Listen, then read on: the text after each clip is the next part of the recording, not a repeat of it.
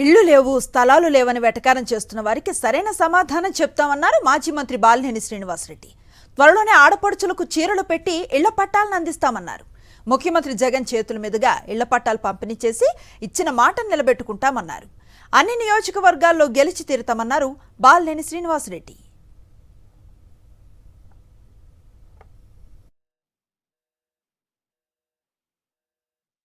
ప్రజలందరూ కూడా నా మీద నమ్మకంతో ఉన్నందుకు మరి వాళ్ళ రుణం నేను తీర్చుకోవాల్సిన అవసరం ఉంది కాబట్టి మరి పట్టాలు అంటే ఇప్పుడు అక్కడ రోడ్లు కూడా వేసేదానికి మరి ఇవన్నీ కూడా పట్టాలకు సంబంధించినటువంటి లేఅవుట్ కూడా వేయాల్సిన అవసరం ఉంది. అన్నీ కూడా 15-20 రోజుల్లో పూర్తి చేసి సీఎం గారు మరి ఒంగోలు పట్టాలు ఇచ్చేదానికి వస్తామని కూడా చెప్పారు. సీఎం గారి ప్రోగ్రాం పట్టాలతో పాటు ఇప్పుడు నిన్నదాకా ఏమంటున్నారు, పట్టాలు లేదు, డబ్బులు లేవు అన్నాడు. ఇవాళ ఈనాడులో ఏం రాస్తా ఉన్నాడు, సానుభూతిగా మాట్లాడుతున్నాడు.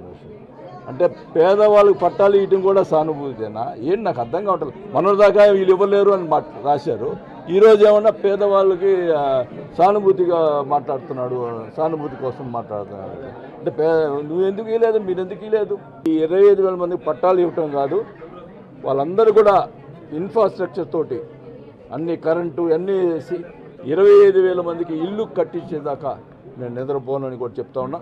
ఖచ్చితంగా 25,000 మందికి ఒక పెద్ద సిటీలాగా, అంటే 2 చోట్ల పెట్టారు కాబట్టి 2 సిటీలుగా ఏర్పడుతూ అవుతాయి.